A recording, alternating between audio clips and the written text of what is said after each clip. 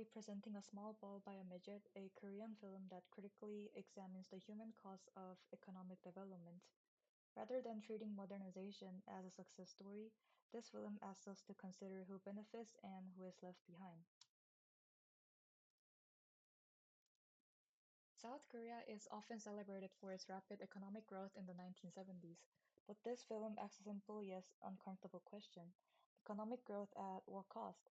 Through the story of a marginalized family, the film exposes how development can quietly destroy lives while appearing successful on the surface. The film was directed by Lee Won-se, a filmmaker whose career was deeply affected by political censorship. After A Small Ball by a Midget was released in 1981, he faced heavy cuts and political pressure, and even a confirmed award was cancelled. He later retired from filmmaking, lived in the US, and then returned to Korea, where his work was re-evaluated through a retrospective in 2017.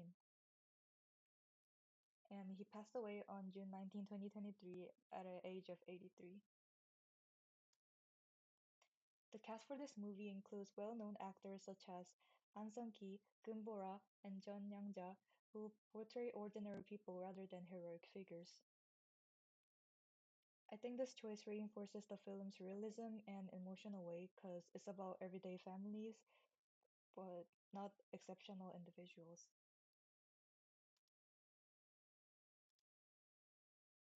The film is based on the novel A Small Ball by a Midget by Cho Se-hui. The novel is known for its concise writing style and strong social criticism, portraying the suffering of an urban poor during South Korea's industrialization. Because of its critical stance, it was once banned by the government, yet it later won the Dongin Literary Award in 1979.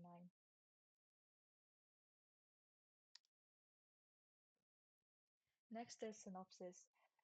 So basically, the story follows a dwarf and his family who lose their lives as traditional forms of labor disappear. Also, as urban redevelopment reaches their neighborhood, they are forced into eviction and impossible choices. Ultimately, their home is demolished, leading to a tragic and irreversible ending that reflects systematic rather than personal failure.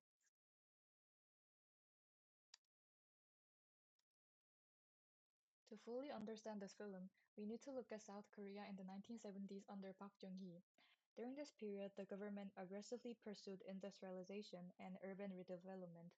While this led to an economic growth, it also caused forced evictions, labor exploitation, and deep income inequality. The film directly reflects this historical reality rather than exaggerating it. These historical forces appear clearly in the film. Redevelopment leads directly to the family's evictions, and its physical disability, especially like the main character, it becomes a form of social exclusion. And the growth first ideology of this redevelopment translates into real human suffering. So I believe the family strategy is not accidental, but it's more structural.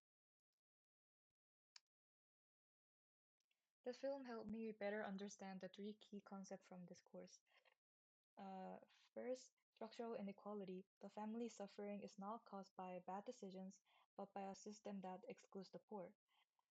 Second, state-led development. So the government-driven growth prioritizes only efficiency and national success over the individual lives, causing the suffering of the vulnerables. Finally, redevelopment as violence.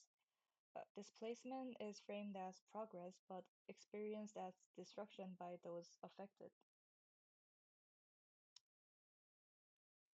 One of the most striking aspects of the film was how censorship itself strengthens the message. So this scene, the factory scene where the son works, it was originally a protesting scene for labor rights, but it was censored because the censorship was so harsh that time. So it was replaced with a scene where he does intense labor without any lines or any music. So this became a metaphor for silent protest and suppressed resistance.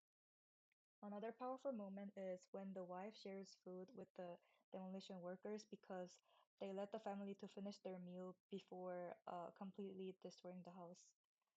This really shows that even as modernization destroys their home, the family refuses to use their humanity. So I think it's a really impressive scene. And for me, so these two scenes raise serious questions about the ethics of modernization and censorship during that time. In conclusion, A Small Ball by a Midget challenges the idea that economic growth is automatically good. It really reminds us that modernization creates invisible victims and forces us to ask whether progress is meaningful, even though it sacrifices human dignity. I think this film really remains relevant today, especially there are like still cities around the world which continue to redevelop at the expense of vulnerable communities.